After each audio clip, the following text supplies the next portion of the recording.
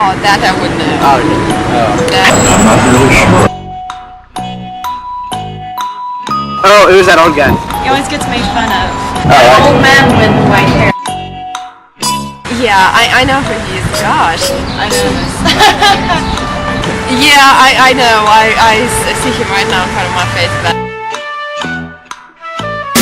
Can't figure out what's She was the government. The government. Oh yeah, Hillary Clinton. Hey, you're funny. No. Are you kidding me?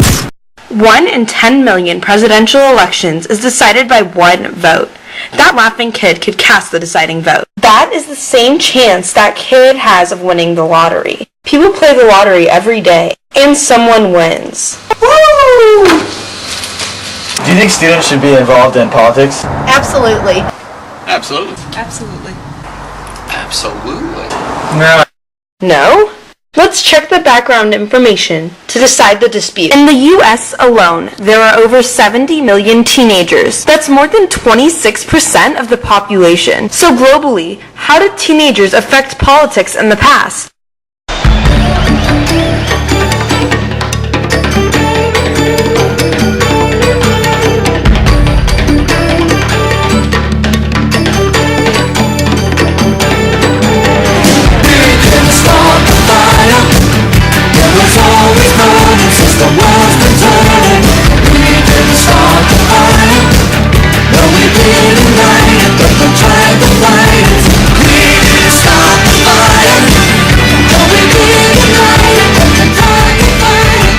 Historically, teenagers have had a huge impact on politics. Should they continue, or is that impact too destructive? Let's keep track with our t-shirt poll. From liberals to conservatives on the political spectrum, many have strong opinions. So what did the conservatives say? We visited radio station KLIF 570 to speak with conservative talk radio host Bolton, along with his producer. I think you shouldn't wait to get involved. I think you should jump to get involved when you're in high school. And there's a temptation to just live in your own world and put your earbuds in and sit down and play Call of Duty. I think we need a new generation of teenagers that say, you know, I'm going to be about more than myself. I'm going to find a place to get involved. I think that that's probably a much more powerful thing, and I think as teenagers you'd be far better served to do that. Teens need to be extremely active because you're the ones that through the taxes you're going to pay in your work over the next 50 years, you're going to be paying the bill for all of this silliness right now of spending from both sides. You don't have a choice.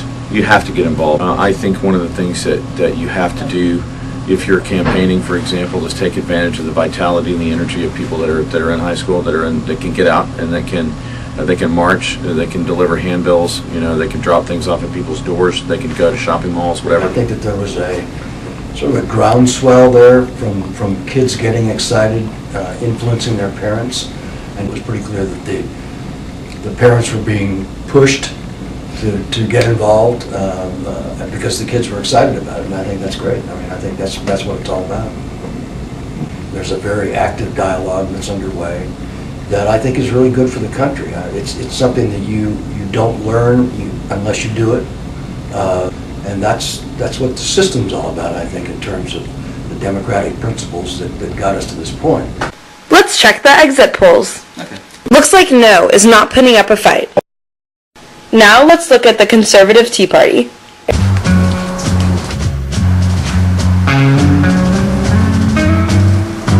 Can I please have some tea? Alice, we're all mad here. What are you gonna do? Tax me?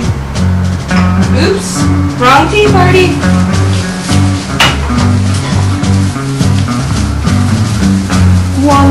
No, not that Tea Party. This Tea Party, the taxed enough already Party. The Tea Party stands against too much government, too much spending, too many taxes. We met with Stephanie Carter at one of these tea parties. She is a fiscal conservative running for a seat in the Texas State House. Let's see what she has to say. We train young people, we get them involved in the day-to-day activity, behind the scenes, the strategy, the fundraising, any aspect of the campaign. If you're truly interested in seeing how campaigns are run, then one way to get involved is to join a campaign. And I certainly encourage you and your classmates to do that, if not on my campaign, of course, any campaign.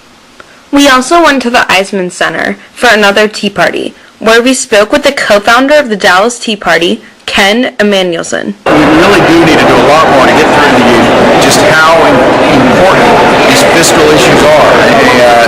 Potentially this summer, doing a summer camp where folks that are young people that are maybe a little bit familiar with the Tea Party and want to learn more about what our principles are all about can be involved in.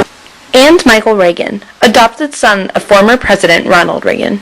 I mean, Young Parents Foundation does a great job across this country, you know, working on college campuses and what have you, taking speakers out to these college campuses. They do one back in Washington, D.C. And I'll tell you what, here's what you do. This is when I talk to college kids. I ask, whenever I talk to them, I say, how many of you didn't vote? And when they raise their hand who didn't vote, I thank them for, gosh, I'm going to get Medicare because of you guys, I'm going to get Social Security because of you guys. You're going to be paying for it, and your friends are going to be paying for it. That's what's got to get across to them. Liberal political activist Gary Unell voices his opinion. What do you think students can bring to the political field that maybe adults can? I'd say that the best thing they can bring is enthusiasm. I think we learned from the election of Barack Obama in 2008 that the biggest supporters, some of the hardest workers for him were young people. Young people still are very idealistic and want to change the world. Some of us older folks kind of run out of gas after a while. We beat our head against the wall as much as, I used to have hair before this started. Deshaun Stephen also gave his political opinion on the subject of students and politics while attending a MoveOn.org phone bank. I was 17 years old when I started working at the phone bank. This is an opportunity for high school kids to make an impact. Sure, if they, you don't have to be a registered voter to be able to make a phone call to somebody. Students can learn what it really means to be a citizen, to be engaged, to be informed, and to try to make a change in society. In this case, there's a phone going on tonight trying to basically generate support in key areas, key congressional districts around the country for the President's healthcare initiative that's up for a vote in Congress later this week. Exit t-shirt poll seems to be indicating a landslide. But wait, there seems to be a little support for students staying out of politics. Some believe they can be too destructive, such as in this rally in 2006 against immigration reforms at Dallas City Hall. There are also some other reasons against students in politics, as voiced by Michael Medved, a social conservative critic. I think that it's a hallmark of the left that they very often will manipulate children as kind of a symbol, or we're doing this for the children, or they have those kids singing those Obama songs. Obama's gonna change it, Obama's gonna change the world, that kind of thing. Remember that? We shouldn't go in that direction. There's also some dissent among liberals. Honestly, I believe that teenagers are not mature enough yet.